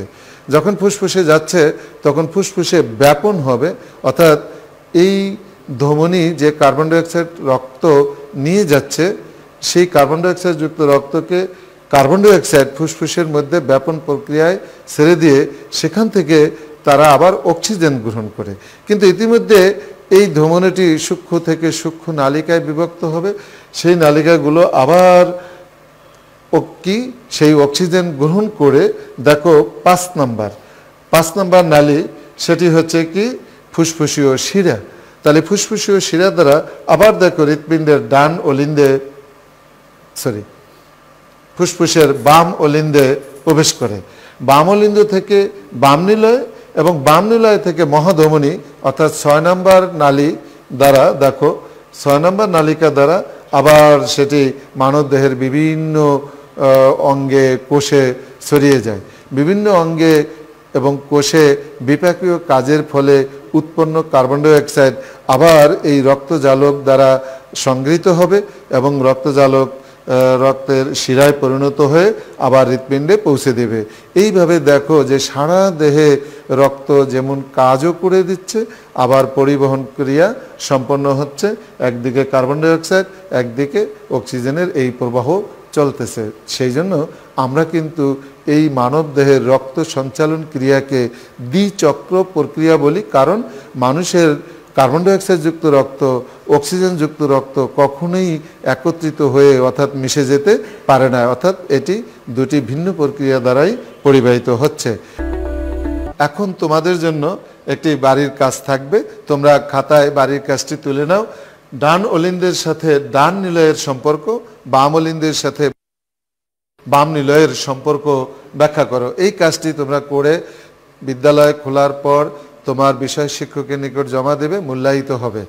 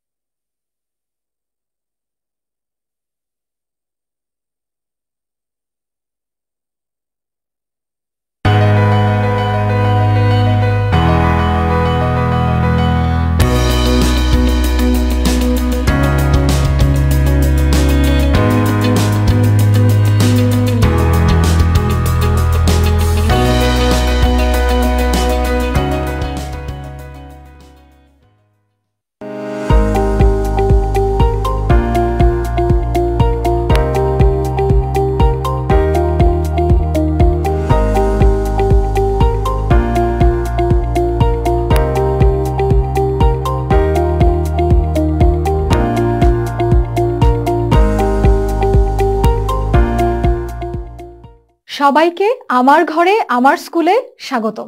আমি সামিহা তাবাসসুম। আজকে দশম শ্রেণীর ফিনান্স ও ব্যাংকিং বিষয়ের দশম অধ্যায় নিয়ে আমরা আলোচনা করব। স্লাইডে দেখা যাচ্ছে বেশ কিছু ব্যাংকের নাম আছে। এই ব্যাংকগুলোর নাম আমরা প্রায় সময় যেতে আসতে রাস্তাঘাটে প্রচুর দেখতে পাই। তোমরা কি কেউ বলতে পারবে এগুলো কোন ধরনের ব্যাংক? সঠিক ধরেছ, এগুলো হচ্ছে বাণিজ্যিক ব্যাংক। আজ আমরা দশম অধ্যায়ে বাণিজ্যিক ব্যাংক সম্পর্কে পড়ব। আমাদের আজকের পাঠের বিষয় হচ্ছে বাণিজ্যিক ব্যাংকের ধারণা ও পরিচিতি, তার সাথে আমরা শিখব হচ্ছে বাণিজ্যিক ব্যাংকের উদ্দেশ্য। বাণিজ্যিক ব্যাংক, আমরা ব্যাংক প্রচুর শুনেছি। ব্যাংক হচ্ছে এমন একটি প্রতিষ্ঠান যা আমার কাছ থেকে অর্থ আমানত হিসেবে সংগ্রহ করছে, আবার আরেকজনকে সেই অর্থ ঋণ হিসেবে প্রদান করছে। বাণিজ্যিক ব্যাংক এমন একটি ব্যাংক যে কিনা মূলত মুনাফা অর্জনের উদ্দেশ্যেই এই কাজগুলো করে থাকে।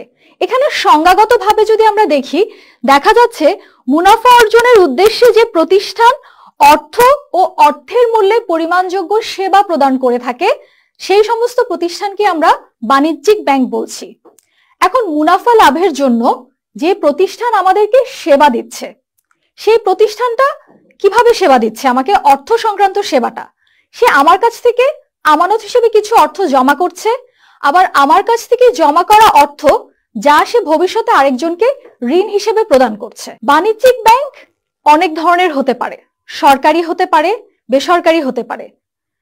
সরকারি বাণিজ্যিক ব্যাংকের ক্ষেত্রে আমরা উল্লেখযোগ্য কিছু ব্যাংকের নাম দেখতে পাই। সেগুলো হচ্ছে সোনালী ব্যাংক, রূপালী ব্যাংক, জনতা ব্যাংক, অগ্রণী ব্যাংক। এই নামগুলো আমাদের কাছে বেশ পরিচিত। আমরা যদি বেসরকারি ব্যাংকের দিকে যাই, সেক্ষেত্রে আমরা নানান ধরনের আরো ব্যাংক দেখতে পাবো। যেমন কিছু ব্যাংক আছে ইসলামী ভিত্তিক ব্যাংক আছে, কিছু ব্যাংক আছে সাধারণ ব্যাংক, যেমন হতে পারে এক্সিম ব্যাংক, আইএফআইসি ব্যাংক। এই ব্যাংকগুলোর নাম আমরা সবসময় চলতে ফিরতে দেখতে পাই। এই ব্যাংকগুলো আমাদেরকে যে সুবিধাগুলো দিচ্ছে তার মধ্যে তাদের একটা উদ্দেশ্য যেটা থাকছে সেটা হচ্ছে মুনাফা অর্জন। আমার কাছ থেকে আমানত গ্রহণ করে তার উপর তারা আমাকে সুদ দিচ্ছে, আবার কেউ যদি সেখান থেকে ঋণ নেয় সেই ঋণের উপর তারা সুদ আদায় করছে। এই দুই ধরনের সুদ, সুদ আদায় এবং সুদ প্রদান, এই দুটোর মধ্যে যে পার্থক্য তাই হচ্ছে মূলত বাণিজ্যিক ব্যাংকের মুনাফা হিসেবে চিহ্নিত হয়। বাণিজ্যিক ব্যাংকের মূল উদ্দেশ্য যদিও মুনাফা অর্জন, এছাড়াও বাণিজ্যিক ব্যাংকের আরো বেশ কিছু উদ্দেশ্য রয়েছে। যেমন আমরা প্রথমেই বলতে পারছি যে বাণিজ্যিক ব্যাংকের প্রধান উদ্দেশ্য মুনাফা অর্জন। এখানে আমরা যে পয়েন্টগুলো দেখতে পাচ্ছি সেখানে বলা হচ্ছে প্রথমেই হচ্ছে আমার মুনাফা অর্জন, অর্থাৎ আমি যে ব্যবসাই করতে যাই না কেন আমার যে কোনো ধরনের ব্যবসায়ের প্রথম প্রয়োজন হয় হচ্ছে মুনাফা অর্জন করা। দ্বিতীয়তে বলা হচ্ছে মূলধন গঠন। বাণিজ্যিক ব্যাংক কিভাবে মূলধন গঠন করে? আমি আমানত হিসেবে যেই অর্থ সঞ্চয় করছি সেই অর্থটাকেই বাণিজ্যিক ব্যাংক মূলধন হিসেবে সংগ্রহ করছে। কিভাবে মূলধন হচ্ছে? যখন নাকি সেই অর্থই অপর কোনো ব্যক্তি ঋণ হিসেবে গ্রহণ করে তার ব্যবসায় বিনিয়োগ করছে, তখনই সেই একই অর্থ মূলধন হিসেবে সৃষ্টি হয়ে যাচ্ছে। বিনিময়ের মাধ্যম। যে কোনো দেশে অর্থের ক্ষেত্রে বিনিময়ের প্রধান মাধ্যম হচ্ছে টাকা বা নোট। টাকা বা নোট বাণিজ্যিক ব্যাংকের কাছে প্রচলিত হয় না। বাণিজ্যিক ব্যাংক এই টাকা বা নোটের একটা অপর পক্ষ সৃষ্টি করে যা কিনা পরবর্তীতে বিনিময়ের মাধ্যম হিসেবে ব্যবহার করা যায়। যেমন হতে পারে cheque, bank draft, bank note, হতে পারে আরো অনেক ধরনের ট্রাভেলার্স চেক, যেগুলো কিনা আমি নগদ হিসেবে নিজের সাথে বহন না করলেও নগদের সমতুল্য হিসেবে এগুলোকে তুলনা করতে পারি। জনকল্যাণ। বাণিজ্যিক ব্যাংক জনকল্যাণের সাথে বেশ গুরুত্বপূর্ণ ভূমিকা রাখে। বিভিন্ন ক্ষেত্রে বিভিন্ন সময়ে সরকারের সাথে সহযোগিতা করে অথবা নিজস্ব পদ্ধতিতে বা নিজস্ব ব্যক্তিগত উদ্যোগে তারা জনকল্যাণের কাজ করতে পারে। পরিবেশ উন্নয়ন ছাড়াও শিক্ষার্থীদের শিক্ষাবৃত্তি দান এবং বিভিন্ন ব্যক্তিকে সঞ্চয়ে উদ্বুদ্ধ করার মাধ্যমেও কিন্তু জনকল্যাণের কাজগুলো সম্পাদন হয়ে থাকে। ঋণ নিয়ন্ত্রণের সহযোগিতা। এর পরের পয়েন্টটি হচ্ছে আমাদের ঋণ নিয়ন্ত্রণ করা। একটা বাণিজ্যিক ব্যাংকের কাজ হচ্ছে ঋণ দেয়া, তাহলে সে কিভাবে ঋণ নিয়ন্ত্রণ করতে পারে? তার ঋণ নিয়ন্ত্রণ করার পদ্ধতির ক্ষেত্রে কেন্দ্রীয় ব্যাংকের ভূমিকা গুরুত্বপূর্ণ। সকল বাণিজ্যিক ব্যাংক কেন্দ্রীয় ব্যাংকের নির্দেশনা মেনটেন করে চলে। যেহেতু সেই কেন্দ্রীয় ব্যাংকের সকল নির্দেশনা মেনে চলে, তাকে কেন্দ্রীয় ব্যাংক যখন নাকি বলবে ঋণ নিয়ন্ত্রণ করতে হবে, অর্থাৎ যখন তাকে বলবে তুমি কম ঋণ দাও তখন সে কম ঋণ দিবে, যখন তাকে বলবে তুমি ঋণের ব্যবহার বা ঋণের ব্যবস্থা বৃদ্ধি করো সেই ক্ষেত্রে সে ঋণের ব্যবহার বা ঋণের ব্যবস্থা বাড়াতে থাকবে। পরিকল্পনা প্রণয়ন ও বাস্তবায়নে সহযোগিতা। একটি দেশের সঠিক উন্নয়নের ক্ষেত্রে পরিকল্পনা প্রণয়ন এবং সেই ক্ষেত্রে বাস্তবায়নের সহযোগিতা, একটা আর্থিক পরিকল্পনা। এখানে পরিকল্পনা বলতে মূলত বোঝানো হচ্ছে আর্থিক পরিকল্পনা। প্রত্যেকটা দেশের প্রত্যেকটা উন্নয়নমূলক কাজের জন্য নির্দিষ্ট ধরনের আর্থিক পরিকল্পনার প্রয়োজন হয়। এই আর্থিক পরিকল্পনা গ্রহণের জন্য কেন্দ্রীয় ব্যাংক অন্যান্য সকল বাণিজ্যিক ব্যাংকের সাথে একত্রে সহযোগিতা করে পরিকল্পনা সম্পাদনের কাজটি সম্পন্ন করে থাকে। সম্পদের সুষম বন্টন। সমাজে বিভিন্ন স্তরের আর্থিক অবস্থার ব্যক্তি আছে। কোনো ব্যক্তির কাছে অতিরিক্ত অর্থ হাতে আছে, কোনো ব্যক্তির হাতে অর্থ কম আছে। যেই ব্যক্তির হাতে অতিরিক্ত অর্থ রয়ে গেছে সেই ব্যক্তির কাছ থেকে অর্থ গ্রহণ করে নিচ্ছে বাণিজ্যিক ব্যাংক, আর যার হাতে অর্থ কম আছে সেই ব্যক্তিকে ঋণ হিসেবে বাণিজ্যিক ব্যাংক অর্থ প্রদান করছে। এভাবে করে সম্পদের সুষম বন্টন হয়।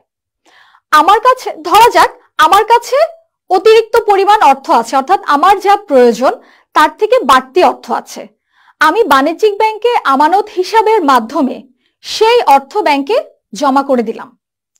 যখনই আমি অর্থ ব্যাংকে জমা করছি, টাকাটা নগদ হিসেবে আমার হাতে আর থাকছে না, যার কারণে আমার নগদ অর্থের পরিমাণ কমে যাচ্ছে।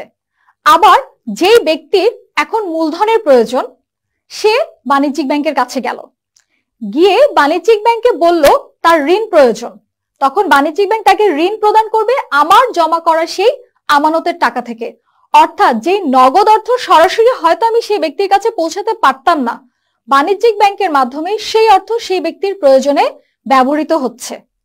এরকম আমি ছাড়াও একাধিক আমানতকারীর অর্থ একাধিক ঋণ গ্রহণকারী ব্যক্তির কাছে পৌঁছে যাচ্ছে।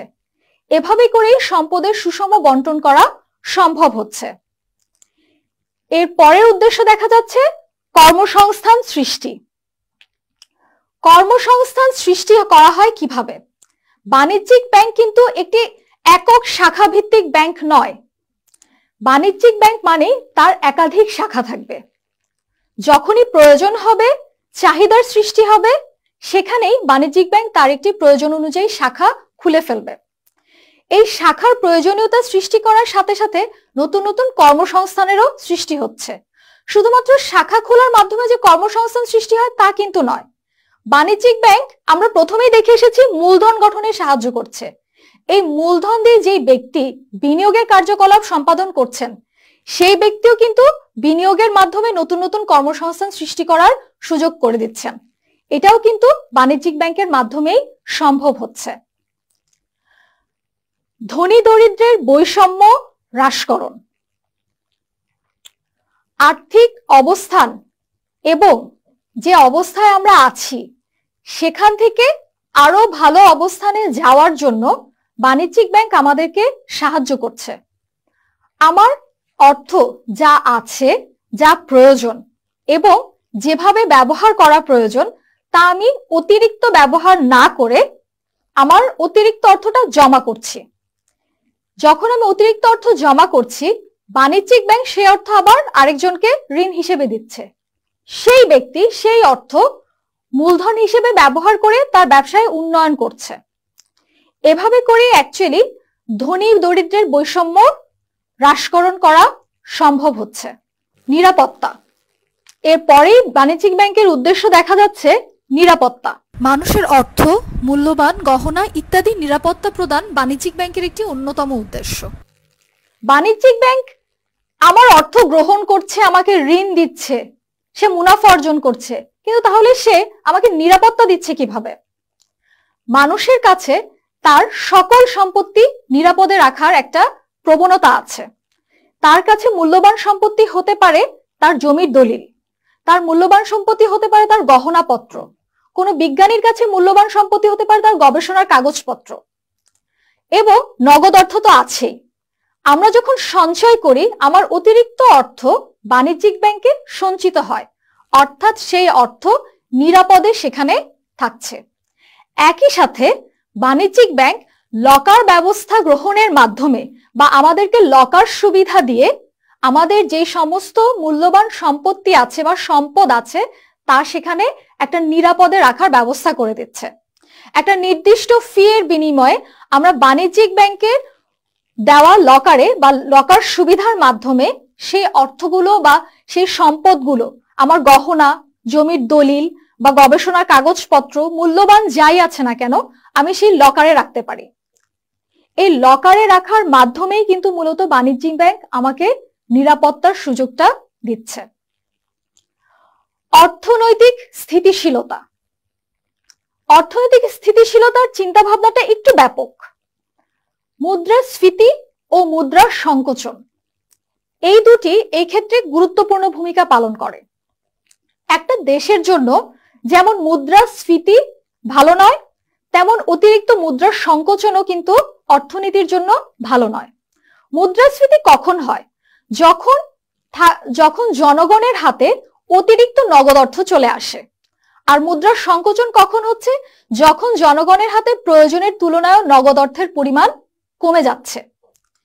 বাণিজ্যিক ব্যাংক অর্থনৈতিক স্থিতিশীলতা রক্ষা করে কেন্দ্রীয় ব্যাংকের নির্দেশনা মোতাবেক।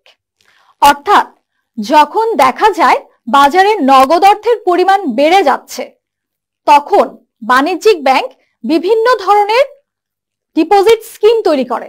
বা আমানতের এমন কোন একটা স্কিম তৈরি করে বা আমানতের এমন কোন বাড়তি সুবিধা দেয় অথবা বিনিয়োগের এমন কোন একটা বাড়তি সুবিধা দেয় যাতে করে জনগণ তার হাতে থাকা অতিরিক্ত নগদ অর্থ অপ্রয়োজনীয় খরচ না করে বিনিয়োগ অথবা আমানতে রাখতে আগ্রহী হয়ে যায়।